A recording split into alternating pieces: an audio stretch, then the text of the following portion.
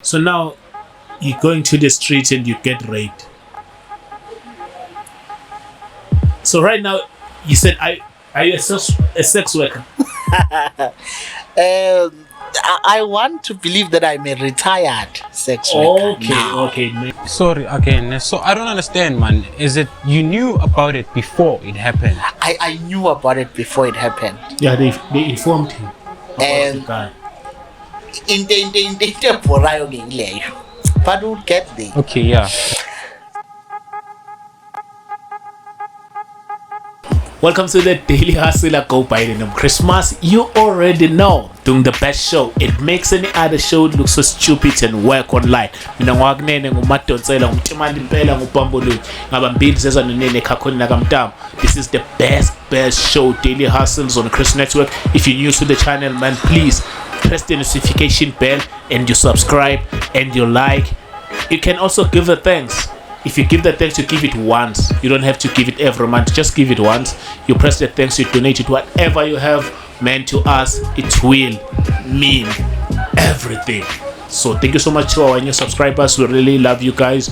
Everyone that is in the channel right now, we love you guys. We love you so much. We appreciate the support. So James, imagine like this story to me is kind of like a big one. And very sensitive to me, man. When I wrote to you, I was crying. Like, I don't know, maybe I'm getting old, dog. Like, I think I'm getting old. Now I cry a lot. It's because I have a child now. I just find out that I'm very weak. So, bro, I was crying. What's up, dog? It's part of the human nature. I mean, you have to cry. Yeah, when you love it, that's being weak. I mean, that's part of your human. I mean, it's being human. It's being human. Yeah. No, bro, but on a serious note, like I was in tears and I'm texting and I'm in tears. My tears are falling on the phone and I'm texting, but I'm like, hey. I'm so sorry. No, bro, it was disturbing. I'm so sorry. Because I was like, how can another human being do this to a human being? Bro, you don't do that. You don't do that. But before we get to a story, please, man, there's a culture here. Please introduce yourself and where you from. Okay, so igama lami Yeah. ubongmusa. Bangibiza ngomusa. Kodwa kaningi babiza uFavent. Ngihlala eJohannesburg. Ekhaya kuse Escort eMtshezi in KZN. Company. Company. Yeah, company. Yeah. I know. Ngebhadi ke mina ngikhulela ngasekho Qhomfana. Bese pheli. Yeah, ngizwa ngendaba nje ukuthi kwakunoqhomfana. Angilazi. Sekho vele manje company. Yeah, angilazi mina. Tell me, man, your upbringing. Father and a mother was present. How was your upbringing? From what I hear, ukuthi I was born in 95, ne? Oh, okay. So 95 December 10, and then 96 March. So my mom got a job somewhere. Okay. So she had to leave me there and there. I was 3 months old. So from then, I never stayed with my mom, like staying with my mom, like every kids would. So she'd only come once in a while to visit and then to go back to work. Until my great-grandmother, because I was staying with my great-grandmother at that time, until she passed on in, I think it's 99. So then I went to stay with my mom and my dad that time. And then until now I had to start going to school, grade 1. So I went back to now KZN because when we were staying with my mom, we were somewhere here in Johannesburg. So when I had to go now to grade 1, I had to go back to KZN. Okay. So there I grew up. It's my grandmother's house with my cousins and my aunts and my sisters, my brothers, everyone was there. So it was a big family. And growing up in a family like that, worse when your mother is not around, you you don't know who to cry to. Ngoba nomunye unenkinga zakhe. Abanye ba like ke maybe nenkinga zawo baya ko mama abo kanjalo. So yeah. So the situation was kind of toxic, or people didn't care? I think ngathi people didn't care, even though I don't think bona bebenganandaba ngokwazi ukuthi asinandaba. Just come naturally ukuthi ay man umuntu mayibonela. And then kwangathi kuyazwela kancane ke kimi, but not much, but kwanaloko nje ukuthi ngathi kuyazwela ke. So now you going to school, you're coming back to this home that is not a home, is almost a house, because there's no love. I call it the home like that. I'm like, it's not actually a home, it's just a house. Hey, moyibeka kanjalo. Moyisho kanjalo. It does make sense to some degree. Mongabe uyibeka kanjalo. Yeah, so you come back. So how that affected you on your schooling? No. Ingakho ngicabanga ukuthi engekho that bad. Ngoba affectanga esikoleni ngangenza kahle kakhulu. So the thing is that I want to get to a point where you're leaving home. I want to get that main thing that made you leave home and go to the street. Because I was watching your stories on TikTok, you like at some point I left home and I went to the street. So I just want to know the reason, man. If it's not that bad, what made you then go to the street? Yeah, into enhle ngoba ingane ngokuba mdala leyo ukuthi mase umdala ezinye izinto uyazibuka uthi ngabheda la njengami ngiyazibuka manje ngoba sengimdala ngithi no man ngabheda, because kimi kwakunanokuthi kushuthi uma akangithandi, because why ezinye ingane ehlala nomama abo zincane mina wami ngihlala naye, kwakunalezo zinto nje lezo ke. And kunento futhi yokuthi ngizizwa ngathi angifani nabanye abantu endaweni, because ekhaya kusemakhaya. So abafanyana abangangami bakhuluma ngamantombazane, angikho lapho. Serious? Izinto ezikanjalo nje ngangizibona ngathi anginandawo la. Sense of belonging. Yeah. Nganginandawo. So ngabona ukuthi hayi angihambi, because angifuni uqambela manga ayikho into umuntu akakayenza kimi or wayisho kimi enganginikeza isizathu sokuthi ngihambe ekhaya. Kwaba yimi nje, it was a feeling that I had ngathi angizizwa kahle la angihambi. No, it makes sense. Yeah. So you're trying to tell me at the young age you find out that you're gay? Yes, but at that point bengazi nokuthi kwenzakalani. I just knew ukuthi I'm different in a way. Ngoba I mean bengihambe ekhaya bengina 13 years. So mona 13 abangangawe inganyana engangawe abanye sebenane intombi ke at that time. Yeah. Intombi zamadlala. Yeah. And mina there is no age for that. So So you attracted to a man, or it doesn't like you don't attracted, feel nothing? yes, but nako lokho ukuthi kwenziwa yini, where is it coming from? Confusion nje ningi. And ke I worse ngoba ngahamba ekhaya kokuqala before the incident happened. Ngahamba ekhaya kokuqala ngabuya, and then sekuyisikhathi lapho manje sama TV sengibona khona ama TV. So sengibona nokuthi kushuthi bakhona abantu abathandana nabanye abafana, and it's normal. And then mengibona ne behavior bana ukhona umunye umfana wangakithi ke kuthiwa uKondo. Yena ungamcishukise kuleyo behavior leyo, but manje futhi ngathi akekho right ekhanda. So ngangingedwa nje ngingakwazi nokuthi ngimane at least ngizifanise naye, because umsangano nje. So now you're going to the streets and you get raped. So right now you said are you a sex worker? I want to believe that I'm a retired sex worker. Okay, now. okay, it makes sense. I want to believe so. You're no longer doing it. Yeah. At least ngathi I want now to be behind the scenes. What you mean behind?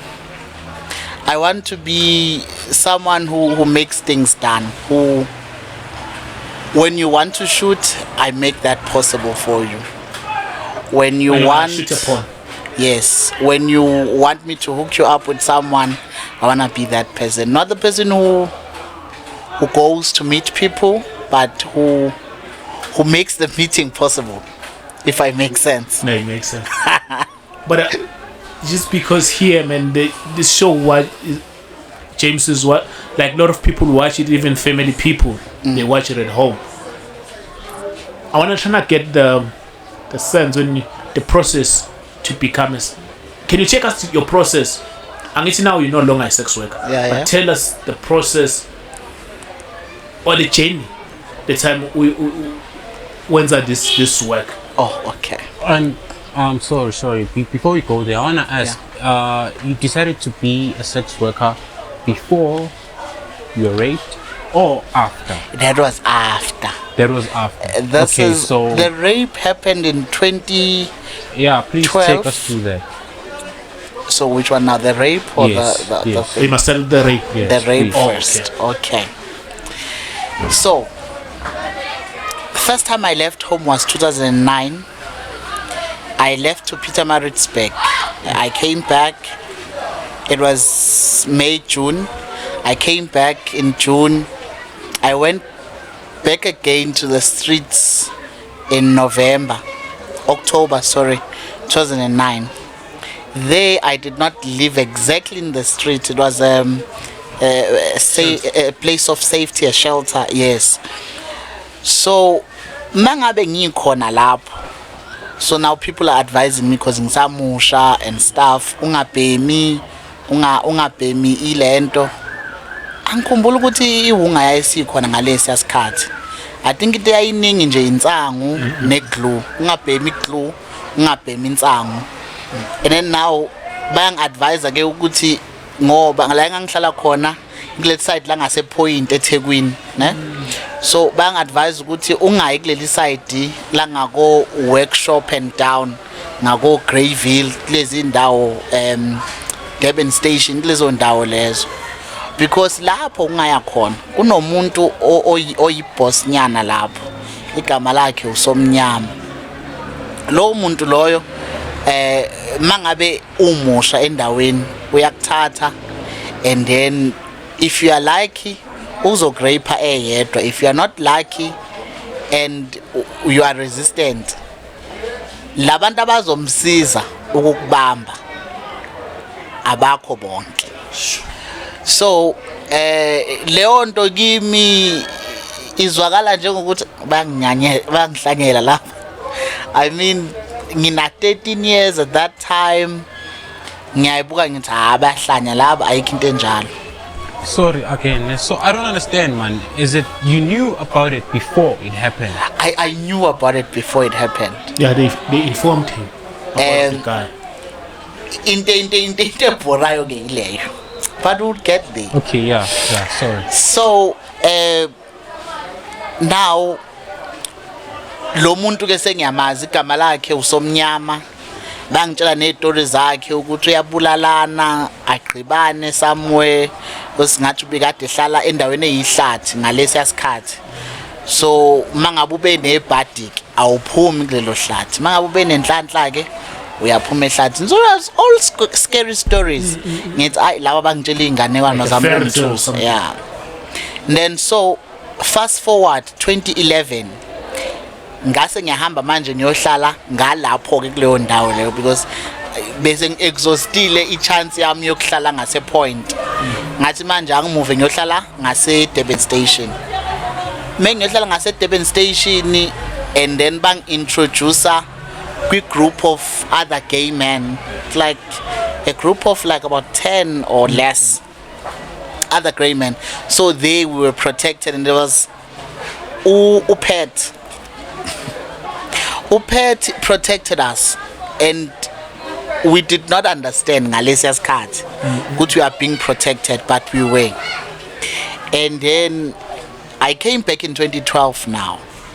2012, this is when this happened. Came back in 2012, I come back to the news that Upet had died. Sure. So now there is nobody protecting us. But it is nothing to me about protection at that time. Just thinking, good how Shemupet, Shonile, how, because he was a friend. And then this one day, sihleli with the other friend. So kuhleliwe la esihlala khona. Abanye bahleli enzansi le khoneni, thina sihleli buqama kancane. Mesihleli lapho, I noticed ukuthi khona umuntu ofikile lapha yana, owubaba. And lo muntu lona ngalendlela akahleli ngaye, he's elevated from everybody else. Wonke umuntu uhleli phansi kwakhe, yena uhleli phezulu. So akunakeki ngoba uhleli phezulu is it a danger box or what? Lama box amancane lawo. Yeah. Uhleli phezulu lo box lelo. Bayasho ukuthi ubani manje lo ofikayo osehleli phezulu wonke umuntu ubabukela emakhanda bonke nje. Okay, fine. Mangabe sisahleli athi mamjoha kimi uyamazi usomnyama. Ngiyathuka ke manje ukuthi he wangibuza ngalo muntu because lo muntu ngiyamazi, lo muntu lona unendaba ezimpi. Angibona ukuthi ngiyathuka and then athi uyamazi ngithi mina ya but ngaze ngimbone. Ngiyazazi igameko zakhe. Athi uyambona lo muntu ohleli lapha ekhoneni phezulu uyena. Ngithi uye. Athi ya. Ngithi oh okay. Manje ngenze njani ngibaleke? Athi indlela eyodwa ongabaleka ngayo ukuthi uye ekhaya. Mangabe utshela ukuthi uzobaleka usase la rounding khohlwake because uzokuthola. Uneyindlebe, unamehlo, unomlomo, uneyingalo, uneyinyawo, itheku lonke. There is no way you can go la ngekuthole khona. But mangabe ungakwazi ukubaleka baleka ke. Hayi ngempela ngisukume that time ngihambe kancane. So angifuna ukusukuma ngigijime because ngicabanga ukuthi kuzoba alama lapha nanga umuntu egijima uyapi. Because manje sekufikile kimi ukuthi ke uzele mina vele I'm the new guy ekhoneni and the story sakhe ukuthi he wants the new people. Once you are new nje emgaqweni uyakuyena. So ngiqale ngihambe kancane mengihamba kancane bamemeze hey ngithi okay ngizoziba uhey because igama lami angisiku hey. Even if bayangijaha bayangifica mase bengibuza ukuthi why ungezi ngizothi igama lami angisiku hey bengazi ngikhuluma ngami. How mangabe ngithi ngiyaqhubeka kancane hayi manje ngizwe kusho ukuthi bamtshelile igama lami angibize ngegama lami. Ngithi okay now I have no choice ngibuyele emuva. Mengifike emuva manje sengiyambona ke lo baba sengimbona eduzane kanje. How mengithi ngiyambheka lo baba right ohloniphekile and stuff. Manje ngoba ngilana nje inqondo yami yalwa manje ukuthi ke but bheka lo baba wena usho ukuthi lezi zinto ezimbe ngako zizwe ngaye iziqiniso. Ngiyambuka man. Mengifika futhi nami ngimbingelele kamnandi sawubona baba. Athi yebo njani hayi ngiyaphila okay. Ubani igama lakho? Hayi ngisho igama lami ngumusa ngasesikhothi wara. Okay. Awufuna ukuye ekhaya? Ngithi mina hawu nange ngiwezake. So kusho ukuthi ngeke sifike kuleli point la akazolala nami khona. Uthi ngiye ekhaya manje. So good. Ngithi ya ngiyafuna ukuye ekhaya. At all. Mina ngingakusiza ukuthi uye ekhaya. But anginayo imali engizokunikeza yona cash ngithi hamba ekhaya. Imali engakunika yona ukuthi uqale ibusiness. Maybe ungadayisa ama-sweet nama-cigarettes izinto ezikanjalo ukuthi uzothola imali ukuya ekhaya. Ngithi mina that still sounds like a better plan. Athi ya kodwa ke manje kunenkinga because ngiyakubona usemusha right bazodlala ngawe la emgaqweni. Mina la ngihlala khona kusendlini kungcono sihambe sendlini la ngihlala khona ukuze ungahlali la emgaqweni. And then manje sengiyakhumbula ukuthi ke noma ngithi okay ngizoya kuyohlala endlini noma ngithi angifuni kuyohlala endlini still kuzoba nokuthi fanele ngiye lapho anyway ngithi mina akunankinga because also I think emqondo nami ngizaba nokwenza ukuthi angaboni ukuthi sengiyamazi kube ukuthi nje hayi siyabonana kokuqala and everything ngithi mina hayi okay singaya ke endlini la uhlala khona athi okay umuntu wakhona ngalesa sikhathi wayesebenza eDurban station khona ibar indaba zotshwala ngizazi kahle but dayisa utshwala lapha yana so wayi security lapho athi njengamanje ngihamba ngemsebenzini eDurban station ngifanele ngibe ngila ngabo 7 so ngabo 7 ke ngikuthole la sihambe ke siyendlini okay hayi athi okay ke ahambe ka emsebenzini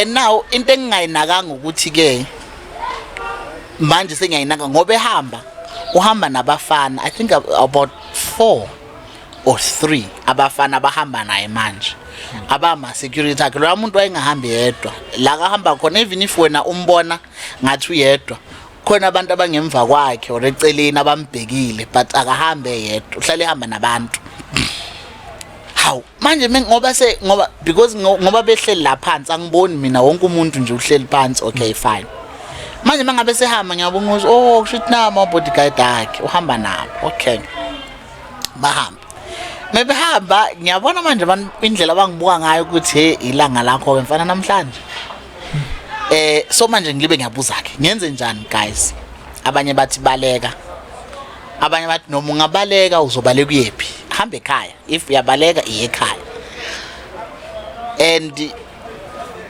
ngaleso sikhathi mina ngenze isifungo mengihamba ekhaya ngathi ngoba ngihamba manje ekhaya 2012 angiphinde ngibuyele ekhaya so mangabe ngathi manje futhi ngifuna ukubuyela ekhaya kusho ukuthi ngibreak isifungo sami but even if angibreak isifungo ke anginayo imali ekhaya athi omunye no unkamalanga akathandi abantu akathanda amantombazana and akasithandi isitabane futhi esiyintombazane or ezizenza intombazane kakhulu so zama ukuthola ingubo uthola iqhox uthola iwigi mangabe eqhamuka nje uqhamuka sowugqoke lezo zinto lezo ngeke ahambe nawe ke lapho ufuna indoda yeah ufuna umfana ngithi yeah that sounds like a better idea but imali yokuthenga lezi zinto ngizoyithathaphi athi omunye no wena musabusalala endaweni eyodwa ke manje namhlanje lala la kusasula lapha ngalelanga ulale lapha kanjalo libu uhamba ungalala endaweni eyodwa la kuzokwazakala khona ukuthi ke wena kahle ulala la ngithi okay kusho ukuthi kuzo zonke lezi zinto ezishiwo I think ekhanda umqondo iyona leyo ukuthi ngingalala endaweni eyodwa one day ngilala lapha one day ngilala lapha one day ngilala lapha ngithi okay iyona ke ngizohamba nayo leyo and then kubo ukuthi ke I'm deciding ukuthi that day ngizolala eGrey Street kunenye into eyenzakala engingayinotice ukuthi for the past week or 2 at least kunabafana abawu2 asebabangani bama bakhulu manje ngiyabazi from ekhoneni but because aba identify njengezitabane bona so abantu nje ngibazi ukuthi okay iloyana naloyana fine but manje babangani mamba close la ngihamba khona bafuna ukuhamba nami and everything hayi sengisho ukuthi ke ngizolala eGrey Street nalaba kube abantu abathi ke hayi so hamba siyokulalisa eGrey Street ayike kufika isikhathi sobusuku sihambe seGrey Street I think it was around 6 sihambe seGrey Street sifike sindlale and then sesindleli ke sihleli nje phezulu kwengubo sakalala athi omunye are you sure ukuthi ufuna ukulala la I think la kungathi kuvulekile uyabona nje because Grey Street isekhoneni umgaqo nje impela ovulekile athi are you sure because mina ngicanga ngathi ngafanele kulale endaweni eyihontshinyana ukuthi ke ngabe bayakufuna bangakutholi ngithi mina yeah leyo iyona right athi asambe ngizokukhombisa Kambazo. Athi lo ngapha hey wena uyahlanya lo ukisa khona la kuhlala khona lo muntu Kambazo yela kuhlala khona lo muntu mina umuntu ngimazi ngosomnyama and then lona usembiza ngelinye igama uMbazo mina ngiyathatheka ileli gama uthi lona hey ungathathwa igama ukisa khona la kuhlala khona lo muntu lalela mina ngizokisa kwenye indawo babethini or kamnyama ndawo yes ngizokisa kamnyama ndawo lo ngapha athi nalo ngapha hey uyahlanya lo ukisa khona straight ayise ngiyamangala manje ukuthi labangani bami because we've been friends for a week manje why manje futhi kube yibona bangathi manje bafuna ukungidayisela kulo muntu mangabe ngisaxaye kanjalo ngibona abantu babheka phesheya komgaqo yabona mangabe ngathi kuyaliwa phesheya komgaqo so abantu bathi amehlo khona nami ke ngijikisa amehlo ami ngwabhekisa mengijikisa amehlo ami ngwabhekisa khona uyena usomnyama nabafana bayi3 so kukhona oyedwa ngapha kukhona abawu2 ngapha baphethe izinto ke la esandleni I think it's the tennis bat or a what bat baliwe bayashaya kanje esandleni so ngokwazi kwami kumuntu once esondela kuwe enza kanjalo wazi ukuthi ulindele nje kahle kahle uyakutshela ukuthi namhlanje ngizoqhumisa ngempama wena ngithi ya okay manje ngenze njani no man angigqume ngishone kubona ukuze bangafiki laba cause idrama phela ngigqume ngishone kubona mengihlangana nabo sesihlangana kwi-island ngithi umgaqo khona umgaqo oshona phezulu khona umgaqo oshona enzansi phakathi nendawo kuba ne-island nyana sihlangana lapho ngithi ya senzolanda mina bathi yasolanda wena so okay ayasambeni but okay thatha into zakho mina okay sami usathatha izinto ngicosha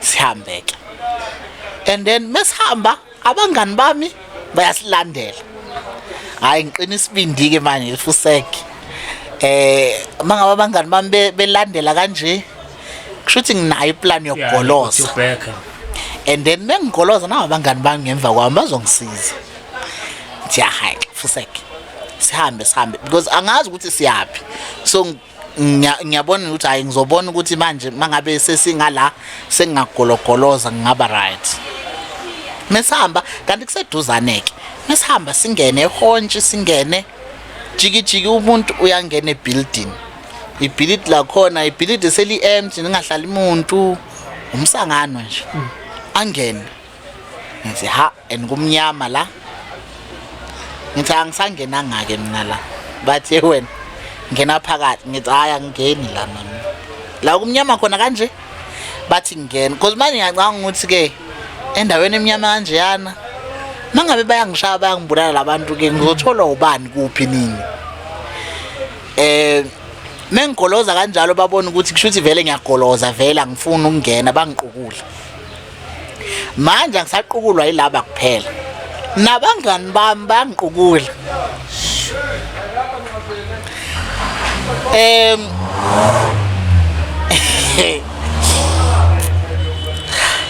nabangani laba ngitshela ukuthi i-backup yami nawo bayangiqukula you are working with him yes so ilapho enga-understanda khona ukuthi mangabe abantu bethi lo muntu unamehlo uney'ngalo uney'ndlebe yonke indawo bachaza ukuthini so kusho ukuthi labangani bami laba babethunyiwe ukuthi amani nani yomscout for the week or so nimbone iy'ndlela zakhe ukuthi ula and nanokuthi ngilele eGrey I think ibona abangani bami laba basho ukuthi ke lalelani ke siyolala eGrey namhlanje okay so kwavele kwacaca kimi ukuthi cha ngingedwa ke la there is nothing I can do ayisangena ngaphakathi mesingena ngaphakathi ayindlu nje impela i-serious i-room kandlalwa nala phansi kunesitulo lapha bangihlalisa esitulweni ngihlale and then at some point kuthiwa sekuyadliwa ke kuyaphakwa manje bangibuza sikuphakele ngithi hayi ngingangiphakeli as if ukungadli kuzongisindisa so ngithi hayi ningangiphakeli bathi okay bangaphaki badle baqede bandlaleke manje ke kamala ngabayamdlalela akenzi lutho yena because uboss nje akenzi lutho bayamdlalela isponge yena unesponge abanye abantu balala phansi yena unesponge ke ispontshi sakhona siphinde sirephe nangamashidi kahle kamnandi. Hayi ngiyabuka ukuthi imikhuba enzekala la angena lala. Athi wozolala ngithi mina angifuni ukulala. Athi are you sure ngithi ya ngifuna ukulala. Athi okay. Alala. Melala. Mekuhamba isikhathi nyana athi ngeke phela akekho umuntu thina silele ngoba wonke umuntu manje ulele engubeni mina ngedwa ohleli. Ngeke ke sikwazi ukuthi thina silele khona umuntu ohleli nje wozolala. Hayi ngiye ngiyolala. Lapho ngigqoka amajini amabili ngitshela ukuthi ngingcenge ngamajini amabili ukuthi hayi ngeke ngithi ngeke bangenze lutho ngamajini amabili. Ngithi ayi useka ngihambe ngiyolala ayi ngingena. Mengithi ngiyangena athi hey lana akakulalwa ugqokile. Ngithi okay. Hayi imloyana ngiyakhumula ke manje amajini amabili security ebhedayo bese ngiyangena ke ngiyalala. Mengilala unento ke I roll on ngiyangiqana ukuyibona kuyelanto lana. I roll on uyayenza eyamaskito ikuvikela kumaskito azenza azigcobe. Athi into yamaskito lena uyayifuna ngi right. I think ukuhlala kwami point kuqala before ngiyohlala entweni kwangisiza ngoba bengifundisa ngezinto eziningi nanento yokuthanda izinto zabantu nje ukuthi ungathanda umuntu mekunikeza ukudla ethi uyakupha nje ukudla ungakhaleli umuntu izinto eziningi nje ukuthi umuntu methi uyakubhemisa ugwayi mahala at least akuba ugwayi wakho obhenywayo if so yabhema. So ngafuna nje ukuthi izinto zabantu ngingazithandi kahle. So ngoba ethi unginikeza lento yokugcoba ngithi angifuni but ngiyeza ukuthi kahle ngiyakhalela because omaskito hayi okay bese kuyaphela ke lapho kuba ngase siyalala ke. Ngoba silele abangani bami ke manje baya debate akhe. Bathi hayi yimiqala. Angazi mina ukuthi kukhulunywa ngani but ngiyazwa ngithi erumini ku quiet so abantu ababili nje abazwakalayo abakhulumayo bazwakala ukuthi nabo abantu bekhuluma even if ngingazi ukuthi bakhuluma ngani but ngiyazwa ukuthi kuyakhulunywa la. Athi yimiqala. Athi lo ngilele naye nina nisibangela umsindo fuseke. Bese athi oyedwa kulabangani bami mbazwa ngithi emva kwakho yimina. Athi ke hey uwe kwani. Athi mina was very close ukuthi ngimlethe la. So vele labantu laba babethunyelwa ukuthi bayongilanda la engangikhona bangilethe. Kahle bafeyile. Kahle because kusho ukuthi umthetho wabo kwakufanele bona bangilande bangizise lapha yana kube ngathi no man sitholile indawo esafe nyana yokuyolala sambe solala khona and then bese kwenzakalayo ke bafeyile. So manje ke kusho ukuthi I-trophy yimi ke athi umbaze ayinifuseke bafuseke ke bathule kulalweke. Mekusalelwe kanjalo manje ngiyezwa unkamala ngamanje uyangibamba ke ngithi hayi sesifikile ke esikhathini leso because ngoba ngilele ngiyazibuza ukuthi kuzoqalwa nini and at some point I think bese ngifuna nokukhohlwa ukuthi ke kambe kungenzakala something la sengilele nje ayi ngizwe unkamala ngiyangibamba ngisithathe isandla ngesichithe asithathe asibuyise okwesibili ngisichithe asithathe asibuyise okwesithathu ngisichithe. After that athi emadoda akasho ukuthi madoda athi masotsha inengani lenja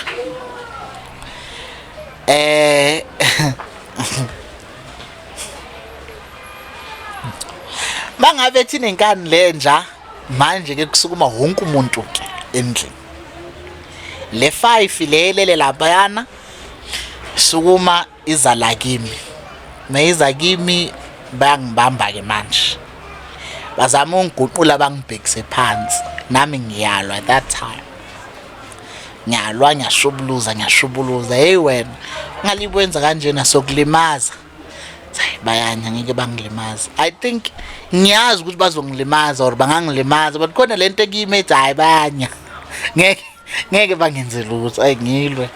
Ngilwe ekulweni kwami bagcina bengibambile bangidekisa phansi bengibambile.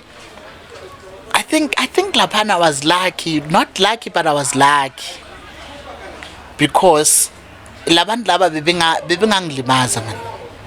Abantu abawu6. So ngoba ngibheke phansi ke khona lo libe engiqhwanda nje ngommesa athi yona sokugwaza wena eqolo lami.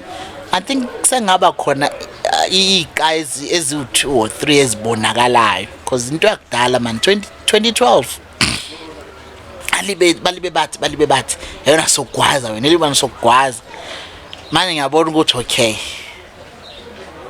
akusekho kokunye engingakwenza manje. Hayi ngathula ke ngalala ke kweza yena kuqala. Ayi kweza yena kuqala wenza kakwenzayo waphuma kwezomunye waphuma baphelela bonke boys 6. Fuck. How are you feeling at that time? At that time angizazi noma ngikhona noma ngikho noma ngiyezwa noma ngizwa because at some point ngalala, angazi ngalala kanjani, but at some point ngalala ngaze ngavuka ekseni mangabe sebelungisela ukuthi yena uyemsebenzini. So into engihlale ngizibuza kuyo ke leyo ukuthi ngalala or ngafa kancane because ukulala kwami kwaba kuningi man. Mangabe uyathi yacabanga kusho ukuthi ngalala ngabo 10 ne ngiyacabanga ukuthi mhlambe kwakuba abo 10. If kunjalo fanele ngabe ngavuka at least ngabo 6 5 ngavuka ngabo 8. So kungenzeka ukuthi ngangifile kancane. So ayike mengivuke ngabo 80 bathi uyafuna ukugeza ngathi mina because I'm like angifuni lutho, ngifuna ukuhamba, ngifuna ukuthi engihlanganisa nani. Bakhanda neparish, uyafuna iparish ngithi cha. Okay. Ufuna ukuhlala la noma ufuna ukuhamba? No, ngifuna ukuhamba. Bathi okay, hamba ke. Ngahamba. Mengihamba vele mengifika lapha yana abantu bayazi mos. Kwakungekho nesidingo sokuthi bangibuze uhambe kanjani or bangibuze ini into eyaziwayo nje ukuthi mangabe uhlangane nosomnyama uyalapha yana kwenzakalani wonke umuntu uyazi. So ngoba into nje ukuthi okay it happened. Ngoba ke emva kwaloko ke ngiyamkhalela mani ukuthi ke yazi lo baba engambona that day emini or ekseni ke at least engibuza ukuthi angifuni ukuye ekhaya and stuff like that. Kwakuubaba man, yabazi ubaba la kwakuubaba ubaba onozwelo, uyambona umbona emehlweni ukuthi lo baba lo unozwelo lona. So khona into kimethi no man, he made a mistake. Probably he would realize and he will come and apologize. No man, that was a mistake. Kwakuyinto nje. So ngimlindileke ukuthi no man lo muntu uzobuya asho ukuthi no man it was a mistake, sorry. Ngimlindeke I think for another week or 2. Afike at some point mefika ngisamnyanyile vele, fika nabafana bakhe futhi bafika labafana basabalale bahlale nje la abahlala khona, yena aqonde kimi angikhahlele la enyaweni ngize kuwena. Mina ufunani kimi? Athi no kuwe ngifuna ukuxolisa, but I'm a very proud man, angikwazi ukuxolisa la phambi kwabantu.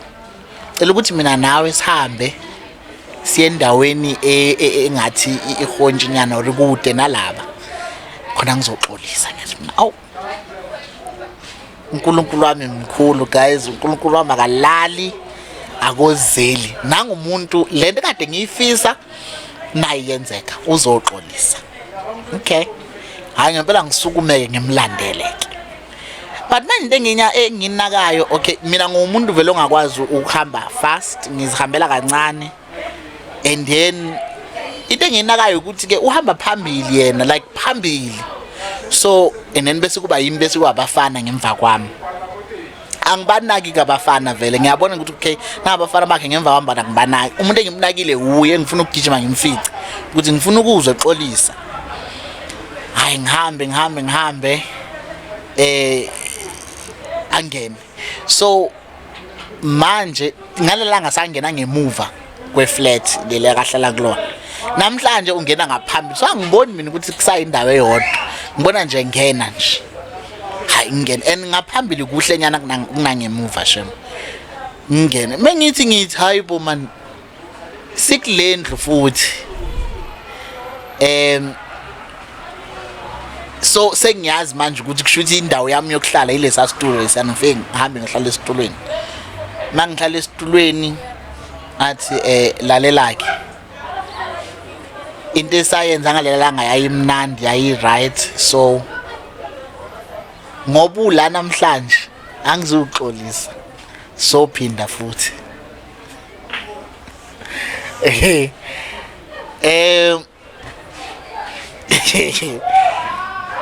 Ngaleso sikhathi ke manje ngiyasho ukuthi ya umuntu senjeni yazwa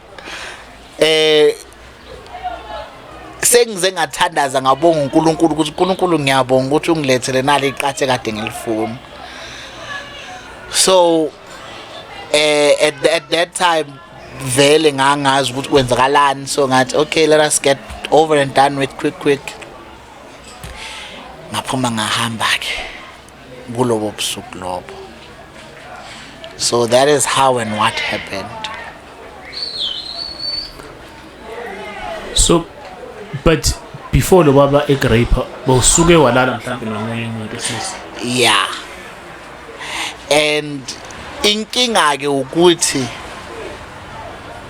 bengingasi ukulala okuserious man, ukulala kweingane nje. Ayi man into engasile nje. Abantu abalusayo bayazi lokulala nje kweingane lapha ekuluseni yeah, even if ngathi kuya penetrate anyana but it's nothing man. Yeah, so yeah. So kuba i-sex worker after that you became I think that one will have to cover part 2. or part 2. Yeah. Okay. So please just Or yeah. Okay, if you want part 2, just say part 2. James wanna close it. So okay, if you want part 2, just say part 2. So we'll do it, but we'll do it definitely. James, thank you so much, my brother. I'll see you on part 2, man. Thank you so much for sharing your stories. It's really a heavy one. I met so many people, James, with different stories. Sometimes some other stories, it just break your heart, man. Like this one. Because sleeping with someone without your permission, someone forcing into you, bro, it's another one, man. It's a sad one. So on part 2 we'll go deep on it. Your sex worker, if you're a sex worker, and we'll unpack even the rape ukuthi usizo mhlambe walithola izinto ezikanjalo. Ngazi abantu kuma comment will ask, hey, you didn't ask this.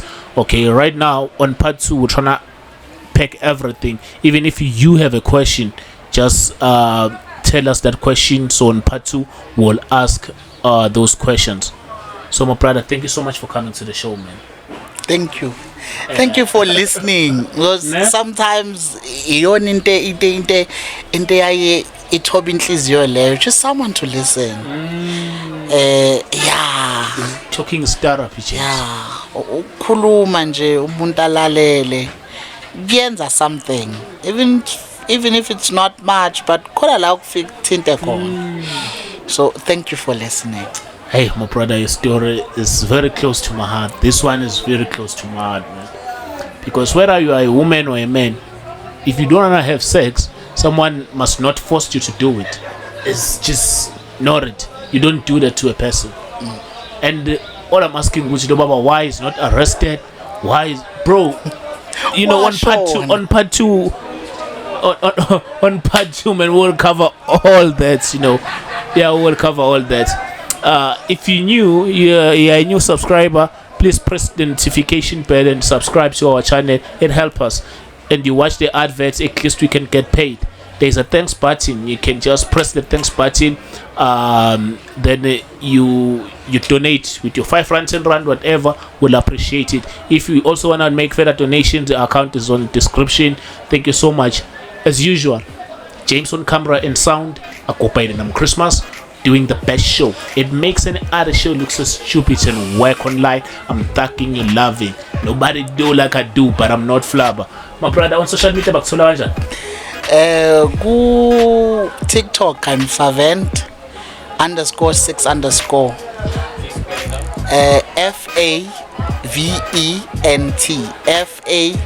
FAVENT, and then on Instagram it's Favent6. See you on the next episode. See you on part 2 with my man Favent. It's Favent. Yes. On part 2 we'll even talk about the Favent thing. The Favent thing.